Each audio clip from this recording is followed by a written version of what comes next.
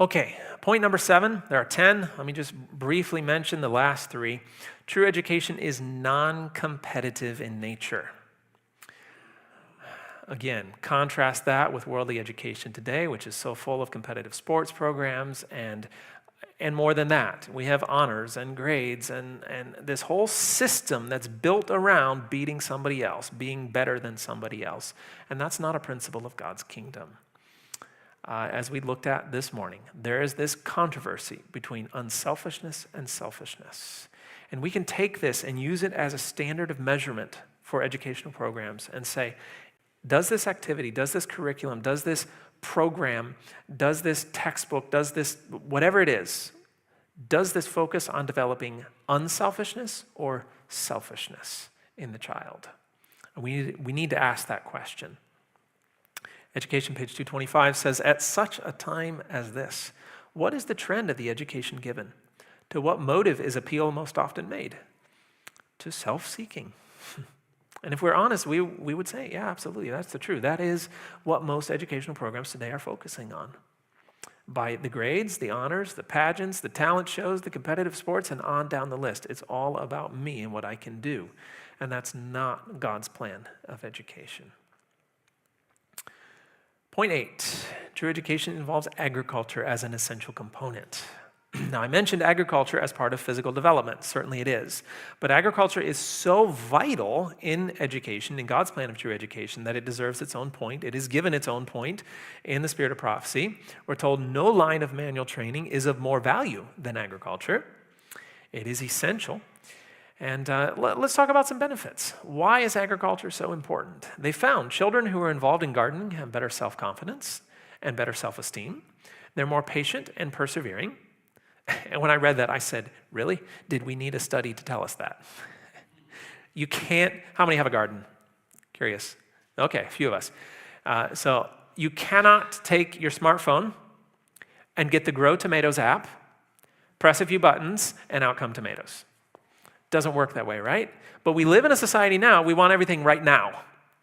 So of course, gardening will teach some patience and perseverance as you have to plan, you have to care for them. Improve science understanding, again, that one's a bit obvious. Better test scores and overall better learners. One study found an experimental group of gardening students outperform the control group of non-gardening students in all areas. General information, reading recognition, reading comprehension, total reading, mathematics, spelling, and written language. Now I find this interesting because what do any of those things have to do with gardening? Well, nothing really. But the fact that they were in the gardening experience strengthened their minds so that they could do better in the academic subjects. There's substantial benefits for self-esteem and mental health. There's also a fascinating little bacteria called Mycobacterium vaccae. How many have heard of this one? Okay, a few of you. Mycobacterium vaccae is a healthy bacteria that we need. It has been found to reduce depression, to improve lung health, boost the immune system, fight cancer, strengthen the digestive system, treat arthritis, improve emotional and mental health, lower stress and anxiety, reduce allergies, and even raise IQ and make you smarter. Who would like some of this bacteria? Anyone? Are we going to get it in a health food store? In a pill? No, unfortunately not. It is a component of the soil in which we grow our gardens. So, the more organic matter the soil has in it, the higher the Mycobacterium vaccae. It's actually called Mycobacterium vaccae because it was first discovered in cow manure. That's that Latin connection between the vaca in Spanish, vaccae in the Latin. But yeah, the high content of organic matter, it will increase the levels of Mycobacterium vaccae. So, just to clarify, we don't need to eat dirt. You can just put your hands in the soil. You can just eat the vegetables right out of the garden. And even they find breathing the dust that gets kicked up as the soil is turned and you work with the soil, little bits of that dust is actually really good for the immune system and for the lungs. Again, small amounts, but because of that bacteria in it. And it was found to have the exact same effect as antidepressant drugs without the negative side effects. And a lot more benefits. Students who are actively engaged in garden projects tend to enjoy learning and show improved attitudes towards education. And research shows that kids learn faster when they're in a green environment. Those with attention deficit disorders have longer attention spans when they are in a natural garden-like environment. One of the great benefits of having a garden program is that you can do exactly what this says. In childhood and youth, practical and literary training can be combined. Is there any math to be learned in the garden? The opportunities are unlimited for math. You can have geometry, you can Pythagorean theorem, algebra, besides basic math, counting, adding, subtracting, all this stuff. It's right there in the garden if you're intentional about it and you want to. So much math you can learn. What about science? Any science you can learn in the garden? Clearly, it's a science classroom.